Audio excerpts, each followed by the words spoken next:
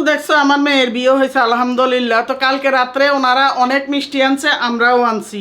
তো আমাদের কাছের আত্মীয় স্বজন যারা তাদেরকে অনেক মিষ্টি দিয়ে দিছি, এখন আমাদের প্রতিবেশী যারা তাদেরকে মিষ্টি দিচ্ছি। খেজুর বিয়ের সময় এত বড় এক বক্স আনছে খেজুর, আমার বড় ছেলেকে পাঠাইছি, আর এখানে কিছু আছে। আর রাত্রে সবাই তো খাইছেই। তো এখন পাড়া প্রতিবেশী সবাইকে আমি মিষ্টি দেওয়া হয় নাই, এখন সব কিছু রেডি করে নিছি। প্লেট বাটিগুলো এখন দেওয়া শুরু করতেছি আমি। শুধু 5 বাটি ফাটাবো এমন না, কিন্তু আরও ফাটাতে হবে। ধরো ও না, খেজুর দিয়ে দিই, খেজুরের কথা তো মনে নাই। আই দাঁড়াও, এই যে খেজুর।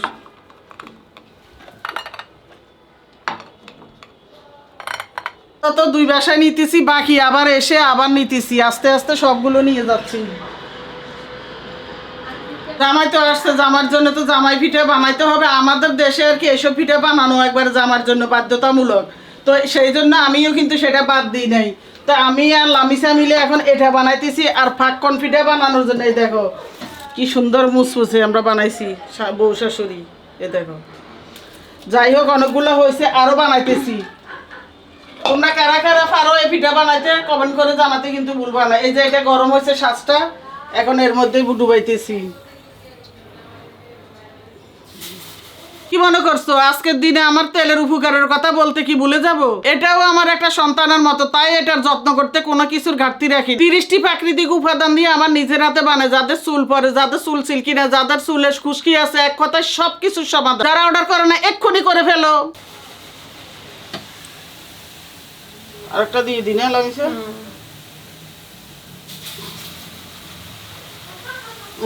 আরেকটা দিয়ে দিই, 3টা ধরবে করার মধ্যে।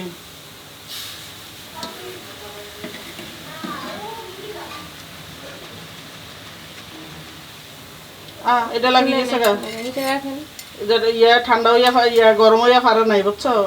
খুলছে। আর এখানে আটা ধরছি হইলো ফাঁকখন্ড পিঠা বানাতে।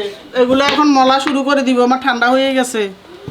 এগুলো মলা শুরু করবো। আর ফাঁকখন্ড পিঠার ইয়া মলা, এগুলো আটাগুলো ভালোভাবে মরতে হয়, নইলে পিঠা ভালো হয় না।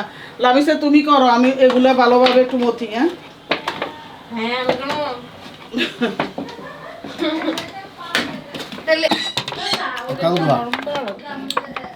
আমাদের নতুন জামাইকে স্মরণ মানে আমার বড় বৌমা ডেকে নাস্তা টাস্তা করাইছে, সাথে আমাদের জন্য নিয়ে চলে আসছে, কারণ আমি যেতে পারি নাই, অনেক কিছু এখানে নিয়ে ব্যস্ত, তোমরা তো দেখতেছো। তো সে জামাই আসছে, জামাই চলেও গেছে। এই ভিডিওটা আরো 3-4 দিন আগে করে রাখছি। আমার 2 ছেলের বই কিন্তু পিঠা টিঠা সব বানাইছে। সর্বোচ্চ ক্রেডিট দিবা আজকে আমার 2 ছেলের বউকে। একজনে বানাইছে ওই যে সাজ পিঠা, আরেকজনে বড় বউ বানাইছে হলো পাকন পিঠাগুলো সব বানাইছে। হঠাৎ করে আমার রাত্রে জ্বর এসে গেছে, জ্বরের কারণে আমি শুয়ে গেছি, আর কিছুই করতে পারি নাই। জামাই আপ্যায়ন অনেক অনেক হয়েছে, কিন্তু এরপরে আমি কত রান্না বান্না বউরা করছে, আমি করছি, অসুস্থতা নিয়ে করছি দেখে ভিডিওটা করা হয় নাই। জামার জন্য রোস্ট, পোলাও ইত্যাদি জামাই আপ্যায়নে যা কিছু লাগে সবই করছি।